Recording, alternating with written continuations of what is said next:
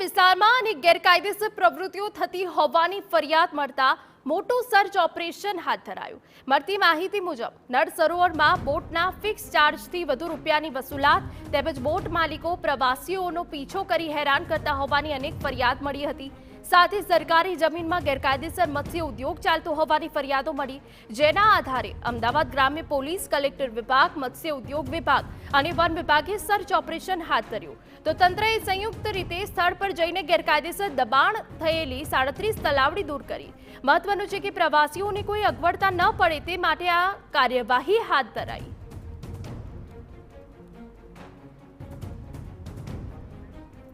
સંવાદદાતા હરીન માત્રવડિયા વધુ વિગત આપી રહ્યા છે। હરીન, શું વિગત? આ ગેરકાયદેસર પ્રવૃત્તિઓ થતી હોવાની ફરિયાદ મળતા તંત્ર કઈ રીતે એક્શનમાં આવ્યું? અમદાવાદ જિલ્લા પોલીસ, અમદાવાદ ગ્રામ્ય પોલીસ, ફિશરીઝ વિભાગ છે, ઉપરાંત કલેક્ટર વિભાગ છે અને જે મત્સ્ય ઉદ્યોગ વિભાગ છે, આ તમામ વન વિભાગ છે, આ તમામનું સંયુક્ત કામગીરી નળ સરોવરમાં કરવામાં આવી। નળ સરોવર વિસ્તારમાંથી છેલ્લા ઘણા સમયથી પોલીસને ફરિયાદો મળતી હતી ને ખાસ કરીને બોટ માલિકો દ્વારા જે ફિશિંગ છે તેના ગેરકાયદેસર જે ફિશિંગ કરતા હોવાની પણ વાત સામે આવી હતી। આ ઉપરાંત જે નૌકા વિહાર માટે બોટિંગ છે તેના 300 રૂપિયા નક્કી કર્યા હતા, તેનાથી વધારે રૂપિયા લેવામાં આવતા હતા।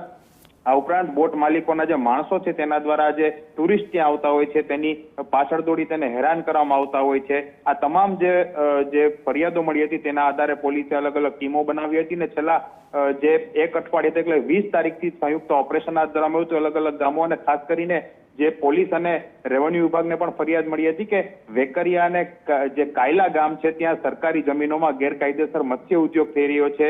આ તમામ જે ફરિયાદો છે તેના આધારે તમામ જે વિભાગો છે તેને સંયુક્ત કામગીરી કરી હતી, અલગ અલગ જગ્યાઓ પર ગેરકાયદેસર દબાણો દૂર કર્યા હતા, અલગ અલગ લોકો વિરુદ્ધ ફરિયાદ નોંધી હતી અને અત્યાર સુધીમાં કુલ 37 જેટલી તલાવડીઓ છે કે જેમાં 21 પાણી ભરેલી અને 16 જેટલી તલાવડી છે તે પાળા તોડવાની કામગીરી હાથ ધરવામાં આવી। ઉપરાંત જે અલગ અલગ જે લોકો છે કે જે પજવણી કરતા હતા તેને પણ તેના વિરુદ્ધ પણ કાયદેસરની કાર્યવાહી કરાવી છે અને નળ સરોવર પોલીસ મથકમાં ફરિયાદ પણ નોંધવામાં આવી છે। જી બિલકુલ હરીન, વધુ વિગત અમે તમારી પાસેથી લેતા રહીશું, પરંતુ હાલ તો ગેરકાયદેસર દબાણ કરેલી 37 તલાવડી દૂર કરવાની કાર્યવાહી થઈ રહી છે, પરંતુ નળ સરોવર વિસ્તારમાં ઘણા સમયથી ગેરકાયદેસર પ્રવૃત્તિઓ ચાલી રહી હતી, જેને લઈને મત્સ્ય ઉદ્યોગ હોય, વન વિભાગ હોય અને સ્થાનિક તંત્ર હવે કામે લાગ્યું છે।